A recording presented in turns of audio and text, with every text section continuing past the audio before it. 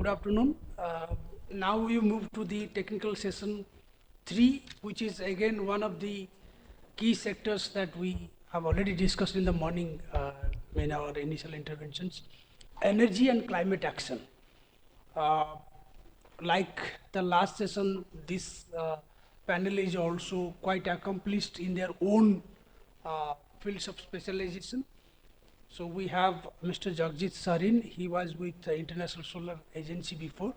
Now we is a partner of Dalberg Advisors, a consulting um, firm. So he understands energy and climate domain very well. And we have three eminent panelists.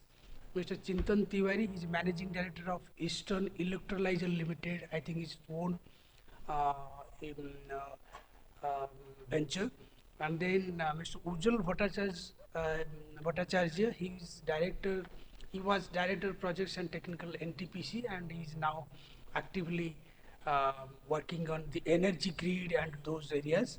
Mr. Amit Jain is a Senior Energy Specialist from World Bank.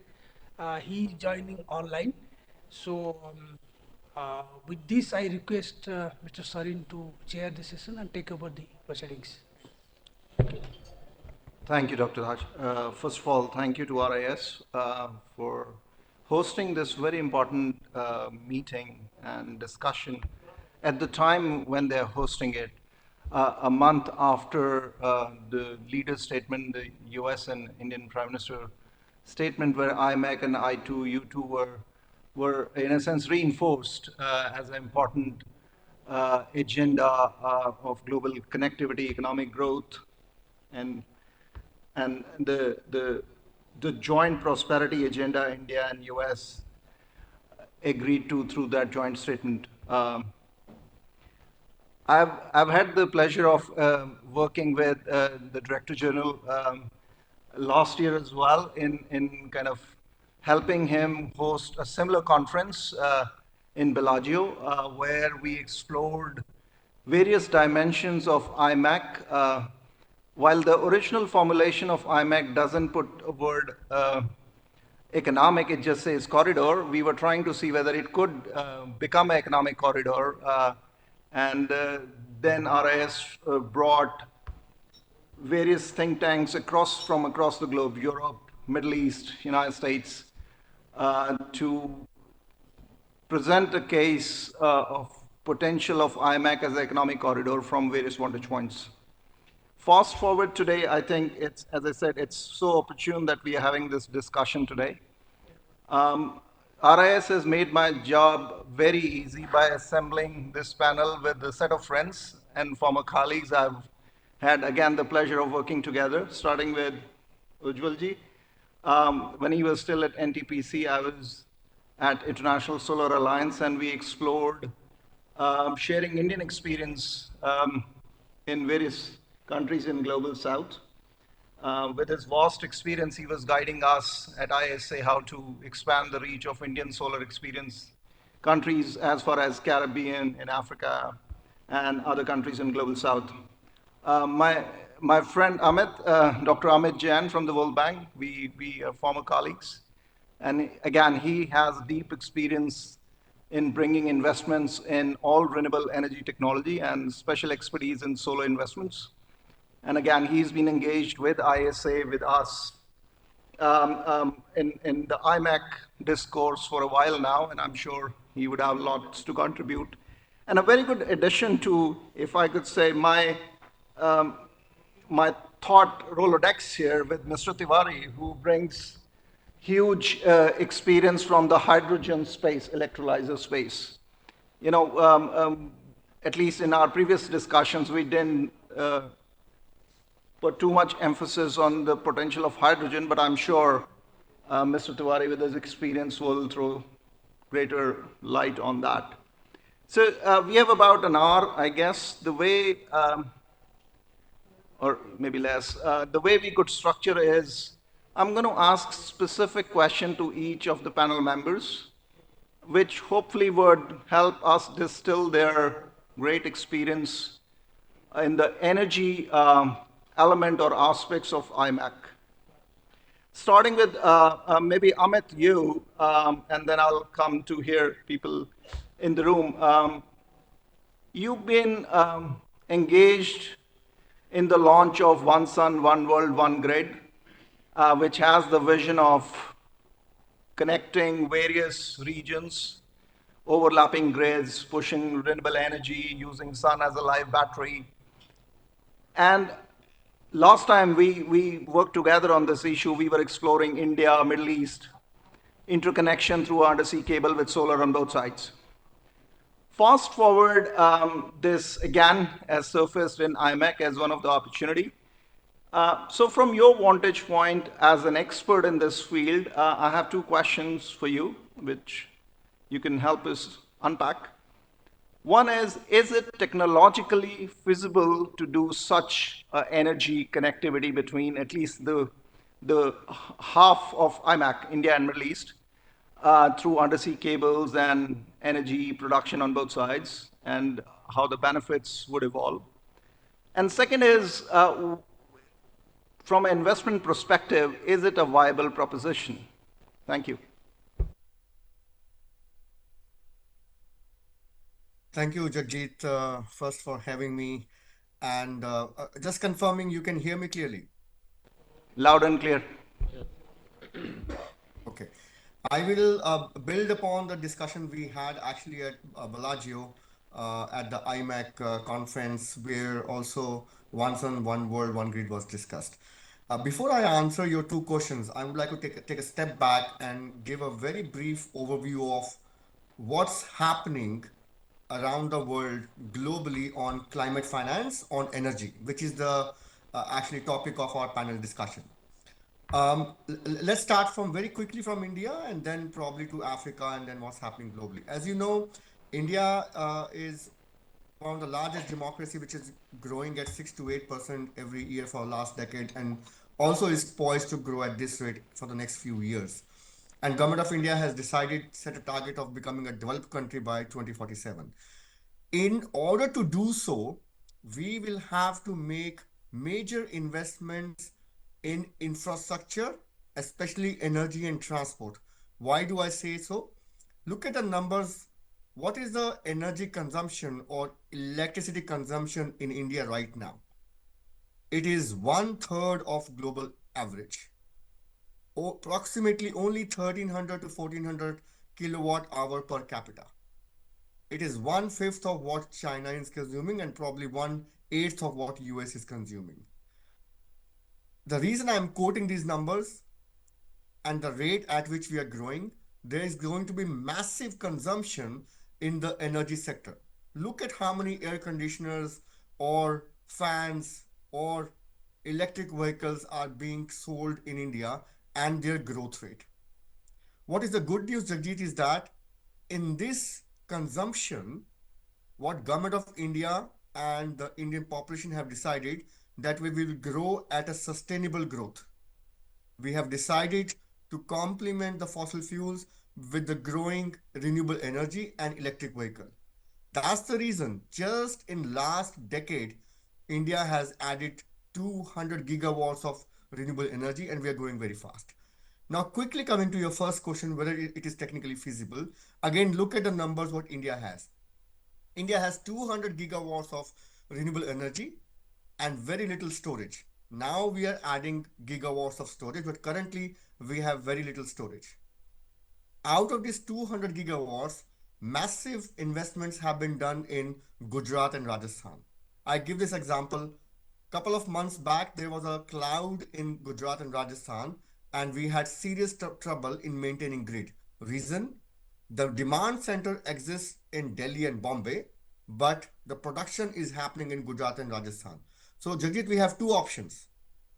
We are transporting these electrons to the demand centers, Delhi and Mumbai, which is great. We have one single grid in India, but we also have an option to transport and sell these electrons to the Middle East, what you mentioned, to UAE, to other countries, Saudi and others.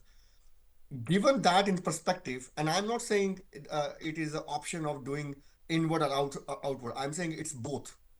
The reason is the rate at which we are growing. And it's also because of the difference between India and Middle East in terms of time zones.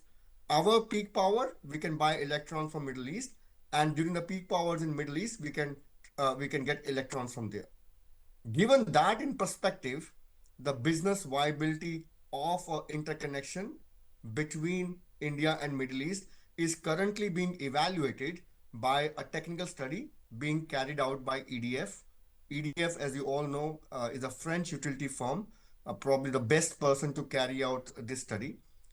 We are in advanced stages of completing this study, and I expect in the next 2 to 3 months, we will have a pre-feasibility, what we call a techno-commercial study, which will come out with exact points at which India could connect in Middle East, how much the line of length of transmission will be, both undersea cables and on the land, how much it's going to cost, and what will be the commercial feasibility. So I may not be at the right stage to answer your second question in terms of the numbers on techno-commercial study, because the study is yet to come out. But what I can say is, given the context at which we are working right now with massive installations of solar and wind, I don't think we have an option but to go for these kind of interconnections. To give an example, the World Bank Group is financing a interconnection between Tunisia and Italy. It's already happening. We have gone to the board. Similarly, there are very credible business models in Europe where Europe acts as a single grid. Similarly, in Africa, there are power pools where they are exchanging energy. So I think, given the stance government of India has taken to go for massive installation of renewable energy, we are in partnership with International Solar Alliance and Government of India doing a technical commercial study, which will come out with options, how much it is going to cost, and what are the business models of connecting India with Middle East and also with other countries in Southeast Asia and Africa. Let me stop here, Jagjit. Thanks, Amit. I very much hope that this anti-climate, anti-clean energy stand taken by the current US administration would not slow down such efforts. But you can bring any electron through the interconnector. It could be a mix of green and maybe slightly less green electrons in the beginning, and progressively you move completely to green electrons. With that, let me bring Ujjwalji in the discussion. You have built, gigawatt scale plants in India, outside India. You have fair bit of experience of how these interconnections work, bilateral agreements. How do you see the prospect of we connecting with the Middle East for energy, electricity interconnections? Thanks.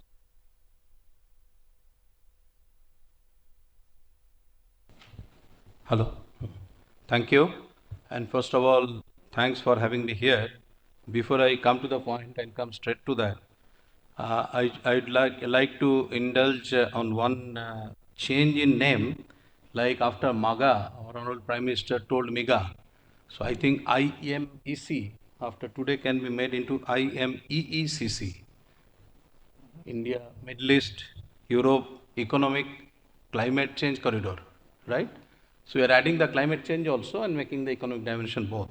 Having said that, and what Amit said is very fundamentally important and correct, I see it a bit differently, and I beg to differ slightly with Amit Jain on that. First of all, if I see the time difference between the Middle East and India, India as it is, IST, we are also thinking of going for a 2 time zone in India. That will aggravate it further. As on date, the average time difference, UAE is 1.5, Saudi is 2 hours, like that, it's average 2 hours, even if I take, that is the zone at which the maximum solar potential is there. So at 3 p.m., Indian generation for the solar is at its peak. And our peak time starts around 5:30. So I need power from Middle East to transmission line when my peak hour starts and going up to 10 p.m. or at least up to 9:30 p.m. By that time, the solar in Middle East is already gone. So I'm not very hopeful about the solar only serving the purpose of providing us the peak deficit without a large scale storage. So we have to think of storage in any case. Similarly, on the morning side, my morning peak starts around say 7 a.m. and goes up to 10, and maybe progressively it will go up to 11 also. And Middle East is in dark at that time. So only western corridor will not help me. I have to look for eastward also. That is consistent with our look east and act east policy now. So you have to connect with the ASEAN grid. So what we are thinking essentially is a huge kind of interconnection all around the globe ultimately. Because if I have to sustain my 9 p.m. peak load or even at 7 a.m. peak load, then I need to get power all the way from Europe, because Europe is at its peak at that time with a 4 hours average time difference, 5 hours. And also I need to take power as far as from either Australia or Japan with the time difference on the eastern side. So that's the point number one. Point number two, to make this happen, we have to have three fundamental alignments with the countries that those are concerned. Electricity is a lifeline, and it is not only essential for every individual, it is essential for countries' growth, and it has become a political tool also. We have seen it during the Ukraine war. Energy is a political tool. Now, given the geopolitical aspect of it and the essential nature of it being a lifeline, we have to be extremely careful and we have to be extremely patient, I will say so, even to have a connection with Oman, if I may say so. First of all, I cannot go by online connectivity because our Western neighbor is not so friendly with us, and despite many coaxing, cajoling, and all kinds of baloch and things, they are not listening or they are not learning. They probably will not. Then there is Iran. With Iran, we have good relationship, but the geopolitical uncertainty plays there also. So we have only one way to cross the sea. So undersea HVDC cable, which is feasible, technically feasible, and such undersea cables are there. But the cost aspect of it and the action in terms of signing an agreement, that if the supply from Oman is suddenly stopped, what happens to my grid? Because I will be dependent on that. One cloud in a day in Rajasthan area or Gujarat area has already taught us, and I can tell you that it's not fair to say I said so, but from NTPC you had earlier also projected that too much concentration in one area, either solar or wind or even thermal power is not a good idea. Solar and wind suffers from the vagaries of nature, and thermal power suffers from the possible attack, either cyber security or physical attack, like that. So it has to be spread. In India, we don't have much of an option to spread. So we have no option but to depend on others. That brings us to another possibility of, instead of thinking of only electron, think of molecule. Now, can we convert the electrons into molecules? That means if I put the electricity into electrolyzers or other forms and convert them into hydrogen or surrogates of hydrogen like ammonia, etc., and I can use them to fire dispatchable power generating assets, where I can control the generation with the control of fuel. But entire thing will be very costly, and entire thing will require a thorough study, which has not been done so far. ISA is attempting it, and it's in the process. I am privy to that. Some of the report I have seen. But I am not sure whether the cost of landed power from Europe will be at all acceptable to us in terms of the level of cost. The thumb rule calculation that I was doing back of the envelope, that it will be anything between 11 cent to 14 cent, depending on what kind of connectivity we have. It aggravates further from the point of view that the transmission line where I will be investing so much of money will be mostly unutilized, because I will be using it for 3 hours or 4 hours in the morning and 3 to 5 hours in the evening. So that means the line will be loaded at the most 40% to 45%. So the transmission charges per unit will also go substantially up. right? Well, thank you, Ujjwal. Among various other insights, you have turned this panel discussion into a fireside chat, and I like it. So, and you also given me a perfect segue to move to Mr. Chintan Tiwari ji on hydrogen and electrolyzers. So here's what I read on Bloomberg, New Energy Finance Terminal, and various other news terminals. Close to half of the hydrogen projects in Europe have gone belly up. Earlier projection of Europe to get huge hydrogen from Africa, including Namibia and few other places, is no more on the books. Many of the oil majors who were trying to get into this, global ones, they are recalculating their bet on hydrogen based on Trump, push for gas, and various other things. India is still bullish on hydrogen. We launched our mission on hydrogen. Various European countries are collaborating with us, including Germany, in various ways. And we are on a learning curve, if I could put it that way. And with the technology, with the pricing, with the transportation of it, with the usage of it, and all that.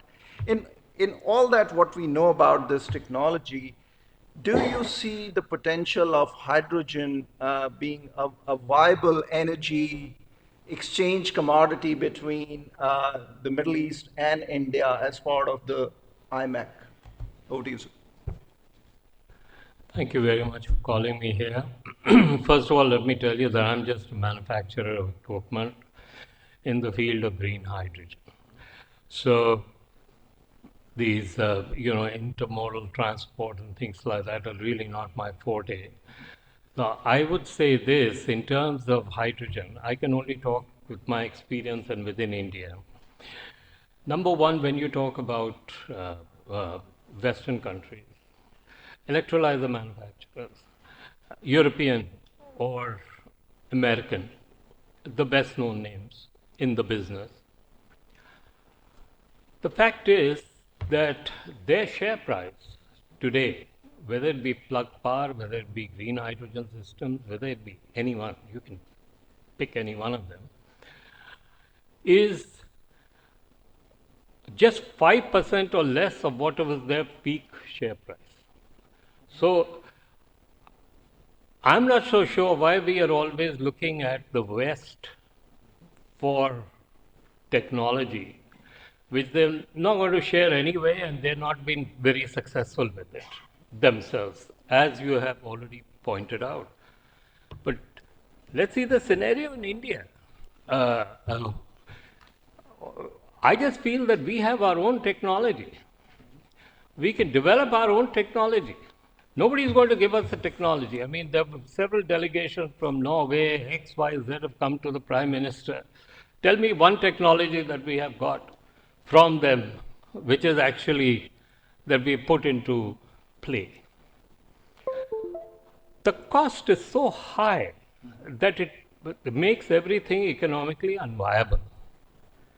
However, our own costs, what we do, I think is a third of what the foreign companies or these manufacturers actually. If you were not to see anything else but what is the power consumption of the electrolyzer, what is the cost of the electrolyzer, how long does it last, what's the purity of hydrogen it produces. It really comes down to these basics, okay? And then you see what is the cost. So whether it's in China, India, why are the Chinese projects all going up? I mean, what's so wonderful about them? It's because they have equipment which really works and is at a real discount compared to the West. Those things are all inflated. It'll never happen. And not one is successful. If you could say, okay, this company or that company, but take any one of them, take your pick. We have a real chance here for two reasons that I do believe which we have is engineering excellence, which is there, B, abundant a pool of skilled labor. These two things, to me, as a small manufacturer of plants that we have, that really differentiates us from the West as well as from the East. Our labor costs are far less than China. We are using the same software that the Americans are using or the Europeans are using in our design. We have a huge pool of engineers. At the price of engineering is so much less here. There's nothing, I mean, our IITs or whatever, other technical institutions have got great research departments, only if you knew how to do the research there, you know. But it's there. If you create your own research at a very minimal cost, okay, which we are doing. We're doing for England, we're doing for Japan, we're doing for all kinds of.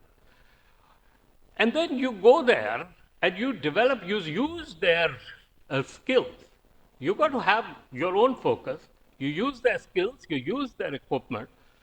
Oh, why will I pay $10 million for somebody to give me the technology which I can develop on my own and which I've already executed?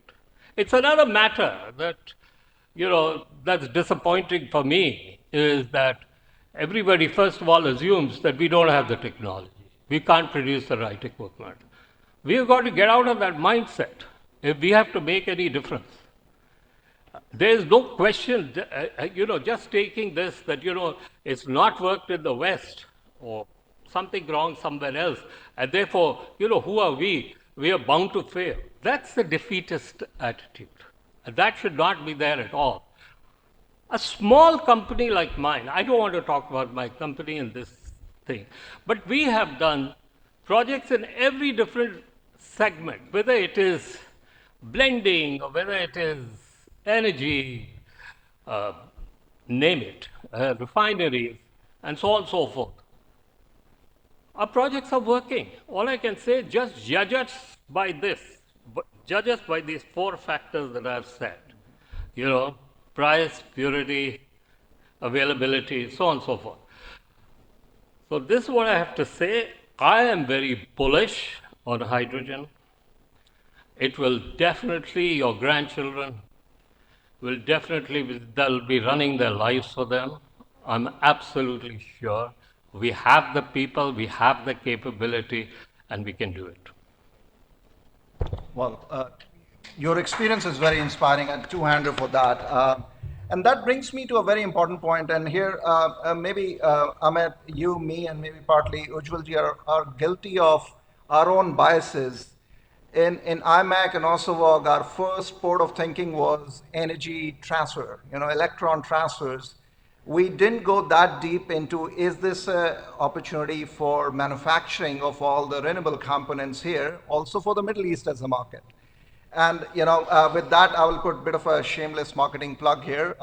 Together with many players here, we helped organize Bharat Climate Forum with the focus of Atmanirbharta and clean tech manufacturing. DG was there, and so were many other players in this room.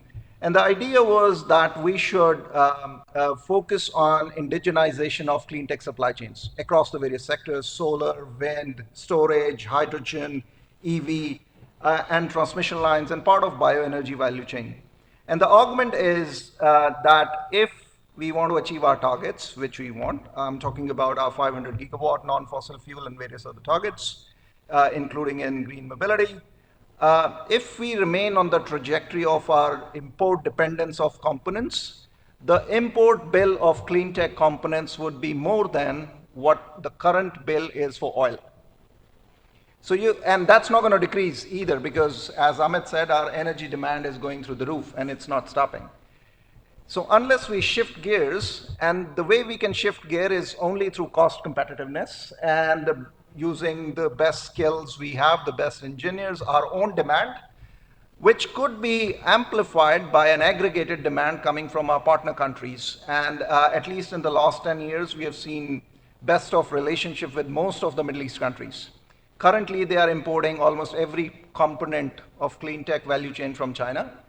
That brings an opportunity to us in terms of maybe expanding the aperture of this energy partnership under IMEC, looking also of core development, maybe they investing in, because this requires a lot of money, cheap money, long-term money in our clean tech manufacturing in India with a commitment of utilization of components in UAE, in Saudis, in Qatar, Oman, you name it, and they are building gigawatt scale plants.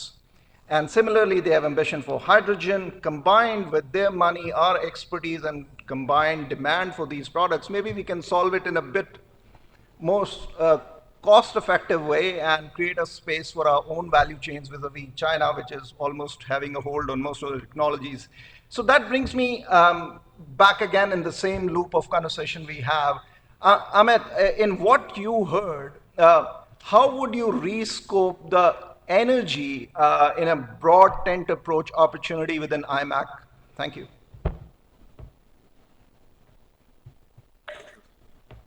Jagdish, you have started asking complex questions, but let me try to give a simple answer. Um, See, you mentioned a couple of important points. That yes, we are right. As a group, we did not focus on manufacturing. But I have to give it to the government of India. They started focusing on manufacturing, I would say 4 5 years back. And at that time, Jagdish, if you remember, a lot of people criticized that India will not be able to compete on manufacturing side with many other countries, especially China. And look at right now. India is producing 25% of iPhones globally, right? How far we have come in the last 5 years. The PLI schemes in solar modules, electric vehicles have started flowing, and India's growth on solar manufacturing is taking forward. You know, so the skeptics which were there 5 years back are now actually seeing results on the ground. So I think this is the time, especially on green hydrogen and industrial decarbonization, where the market is just taking off, that India should take lead in that direction. And again, you rightly mentioned when we started the Once and One World study, we actually did not pay that much emphasis to manufacturing. And at the end of the day, when you're constructing the HVDC and other undersea cable lines, we will be looking for massive investments on the transmission lines. And currently, we do not have that kind of capability. So it is time for us to partner with some other countries, especially in Europe, who has those capability. And I know the Bharat Climate Forum is taking steps in that direction, especially starting with the Scandinavian nations. So I think this is one of the few important steps which we have to take, combining manufacturing with the energy needs and looking at transmission capabilities between India and Middle East. Just one point more I would like to mention in terms of financing. We also tend to believe that we have tons of financing available in India, and we tend to kind of ignore external commercial borrowings or foreign investments. I'll just spend 1 minute on that. When we are talking about IMEC and especially Once and One World, Jagdish, I think it's very important to create bankable structures where we attract foreign investments. There is a limit to which the commercial banks in India can fund the energy and power sector. And they are already reaching those limits. We are testing their limits.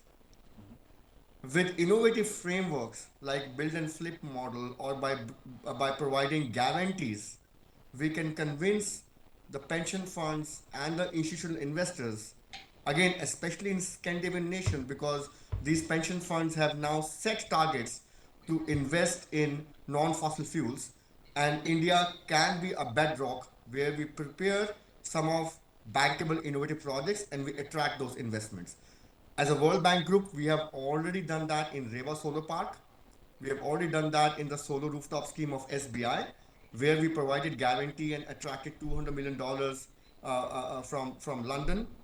Similar bankable structures can be built for IMEC and for the Once and One World, where when we are constructing this and learning from our past mistakes, when we constructing the business model itself, we make sure that the pension fund and institutional investors, their risk are built into the business models when we start rolling out the IMEC platform and the Once and One World. Thank you. Thanks, Amit, and thanks for bringing Europe in our discussion because that's another source of potential demand, potential technology collaboration, potential investments. It's been just 2 weeks. The whole of Commission was here trying to have a bear hug with the Indian counterparts, and I think clean energy is certainly topmost of the agenda. What I understand in the omnibus simplification, there is an opportunity under the Global Gateway with the European Green Deal that they would partner with key countries on green supply chains, including manufacturing opportunity, and that could bring JV opportunities, investment opportunities. So I think at least what I'm kind of picking up from this thread beyond what I came in with is that we should also explore this clean tech supply chains, manufacturing opportunity, investment opportunity, not just flow of electrons or molecules. With that, let me turn to Ujjwal sir again. You again had a lot of experience working with other partners, raising billions of dollars. How do you see other countries joining forces with us in building these infrastructure capabilities? Thanks. Yeah, Jagjit, it's a very important point you have raised, and I think Amit has already set the foundation for what I am going to build on that. First of all, any manufacturing facility to be completely self-dependent here, we need two fundamental things. One, our own capability, which Mr. Chintan was emphasizing, and I am only to say I fully ditto that. But at the same time, we also need to have an ecosystem.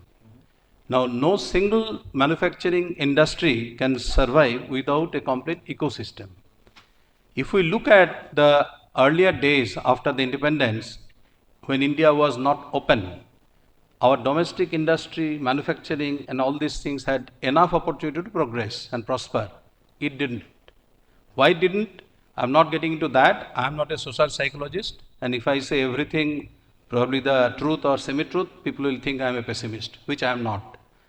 But we have seen the ambassador days, it never improved.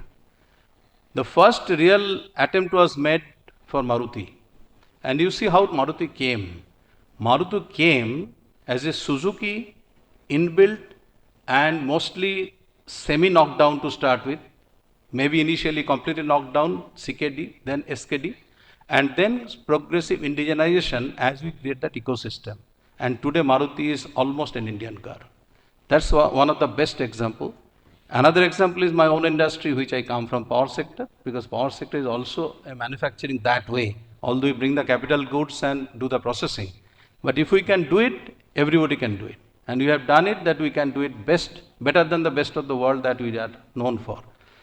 Coming to the issue of the funding will come only when the investor sees the assurance and the real feasibility of getting his money back in two ways. First of all, the capital repatriation, and second is no capital erosion. Now, the fluctuation of foreign currency versus Indian currency, etc., these are issues, and we all understand how it works, and we can't blame or pinpoint on one issues. But if we continue to improve the manufacturing and start exporting, the balance of trade will improve, the currency will become harder. All these things are, I think, the basic economics. But I'll tell one thing, Jagjit, that having said that, I am a complete votary of Make in India, and we must do it in a progressive way. And after 41 years of working in sector as an engineer, I can also say confidently what Mr. Tiwari told is very right. But we have to keep two things in mind. One, do you have all the material with us, especially the rare earth and all these things which are required for manufacturing of, say, silicon-based or any kind of lithium-based items, be it battery or be it solar cell or anything. So you have to be very realist. Second is, do you really have the trained manpower today to get into manufacturing in a big way? And I will say my own experience, a big fat no. Today, in power industry, which is nothing, no new industry, we are suffering hugely in terms of getting good quality trained manpower, because majority of the brains are going into IT industry or banking industry. People do not want to get into the heat and dust industry. Manufacturing is all about heat, dust, and soiling your hands. The mentality of Indians have changed, and as we progress further, it will further change. So it's high time we turn the tide. And this is where the government has also taken the skill development mission and all these things, and I am fully hopeful that things will improve. Another part is that why should we always be scared about import? Why should we always be, I'm not an economist, but I'll just touch upon two things which I learned during my MBA days.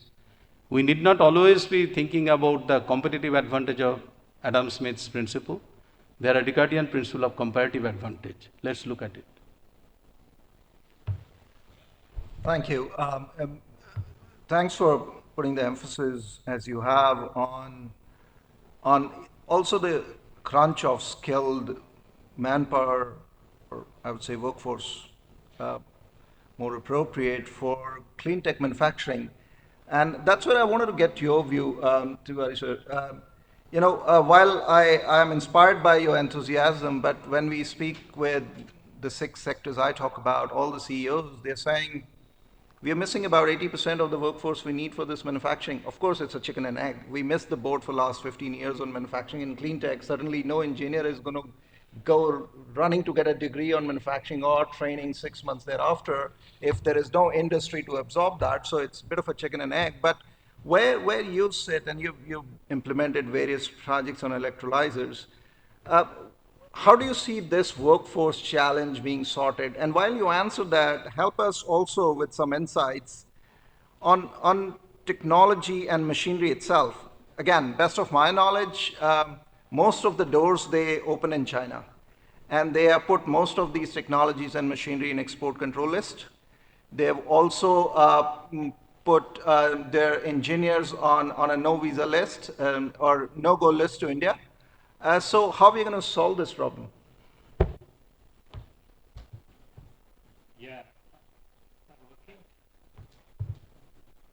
Okay, thank you. Uh, whether we have the worst workforce, look, I come from a different background. I'm from a small scale industry. I can only see, you know, with that. So I don't know how to run big business. I haven't run organizations which have thousands of people.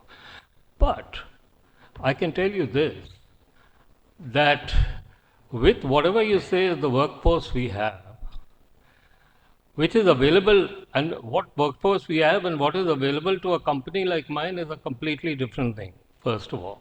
Okay.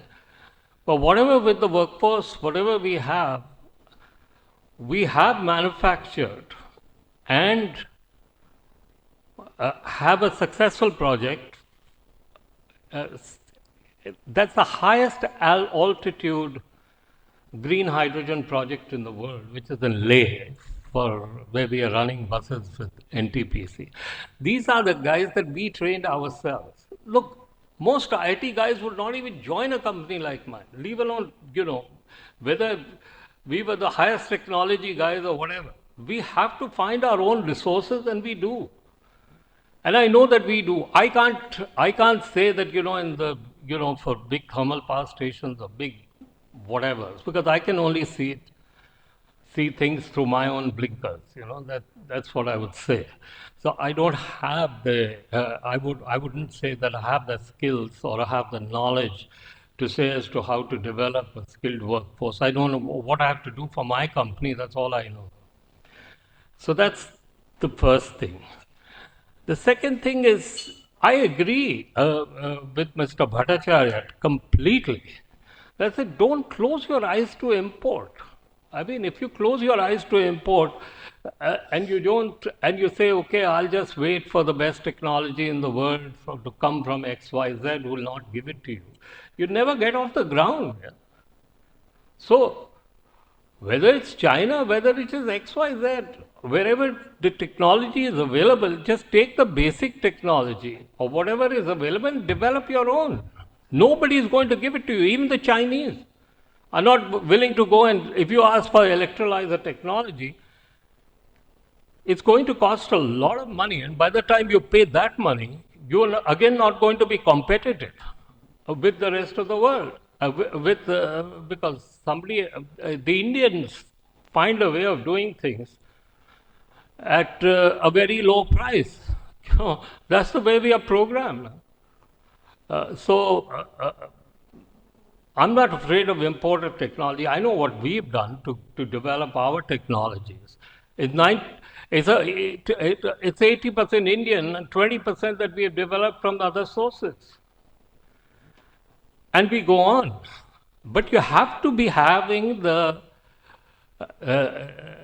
you have to be, you have to believe in yourself a little bit as you go. I can't tell you that this is the key or this is what you got to do, and because I don't know, I'm too small a guy to be able to say that. But for example, we were talking about, as you were saying, how about taking your technology to the Middle East and providing the power there or whatever they need it for, or your technology to Egypt, and then they manufacture the hydrogen because it's closer to the European market. I guess that was the drift, what we're saying. Uh, I'll tell you, it's not difficult. We are doing it right now. Forget about Middle East. Forget about, we are all talking UAE, Middle East, and all that. What about United States? I mean, I'm thinking, why can't we go and provide power to the data centers in the United States? And we are actually doing that. We are putting up a project in Fremont in California for a particular data center. There. Of course, we are importing a lot of stuff, lots of it from America itself, and putting it up, but all the engineering is ours, the basic equipment is ours. And so long as you have somebody there who thinks that you can do it,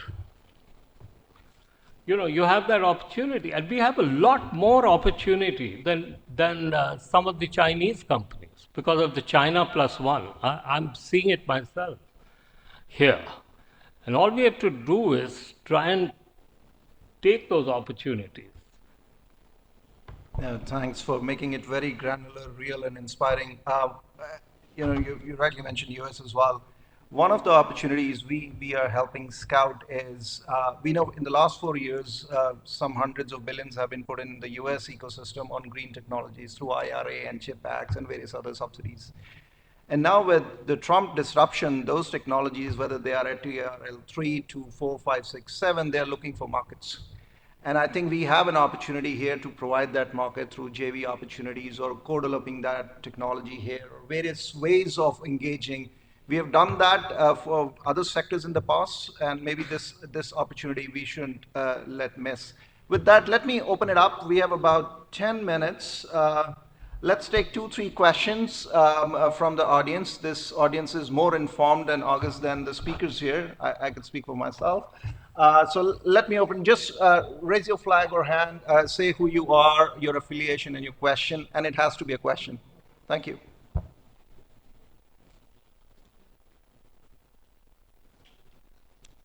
We have already answered everything, it appears. Preempted. Please.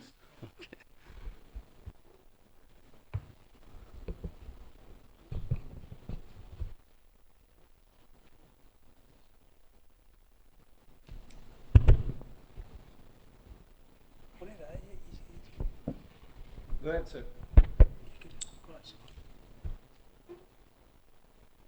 Yeah, whenever we talk about the energy transition, basically we talk about the renewable energy.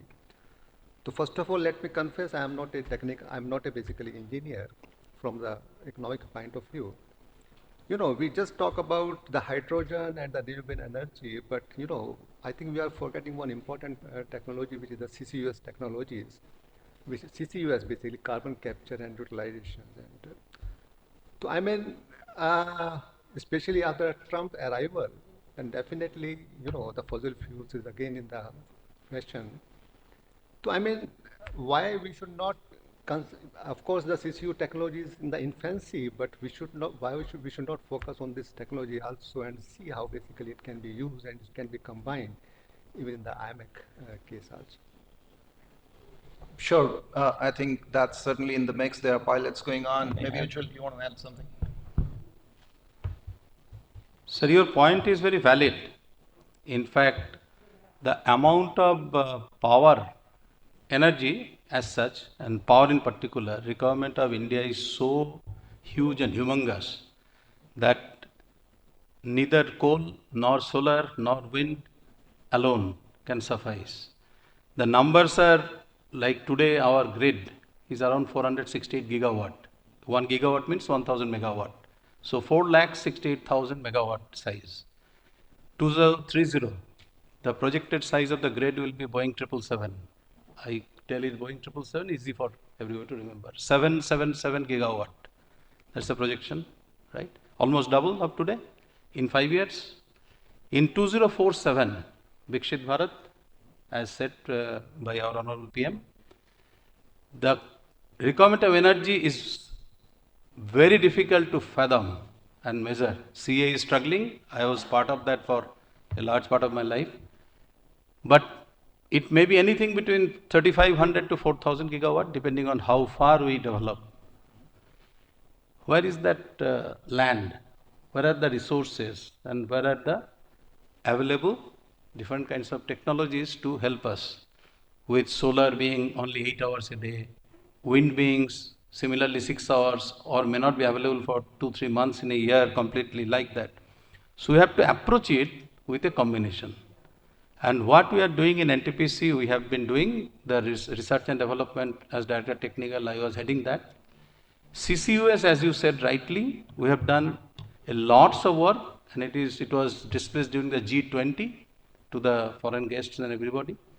And we have already done the carbon capture from the flue gas of the coal-fired power station, and then synthesized with green hydrogen to get into what is known as chemical chain downstream.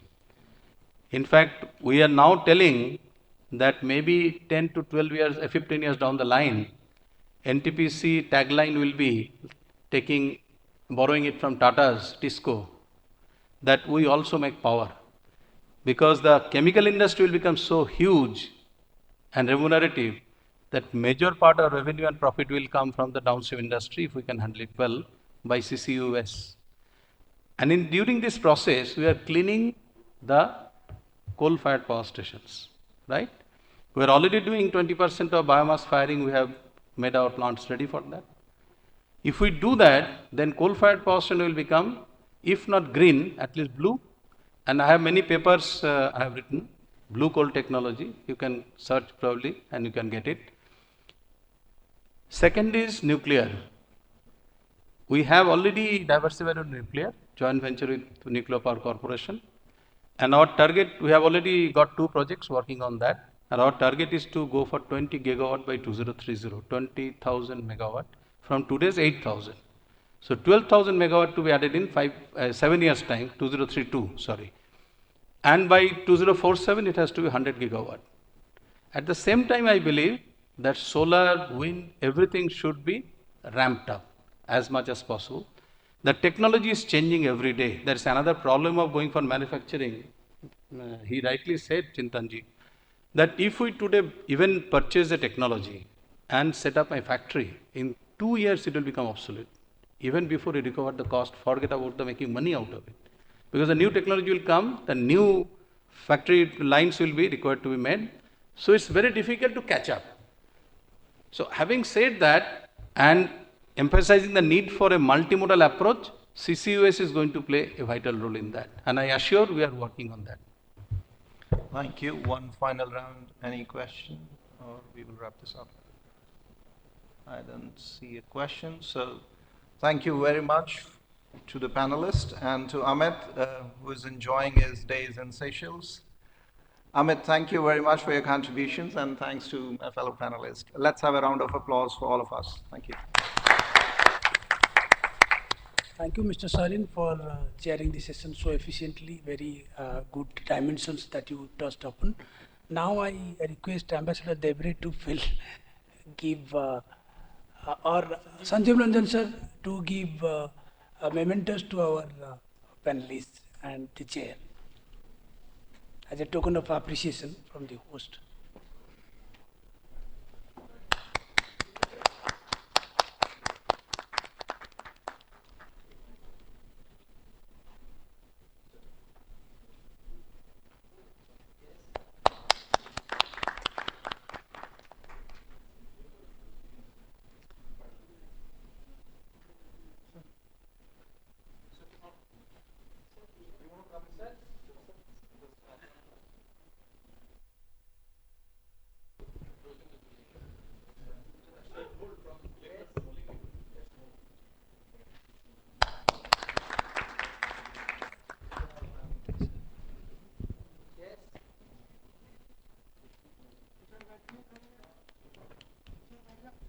So with this, we close this technical session. Let's break for tea.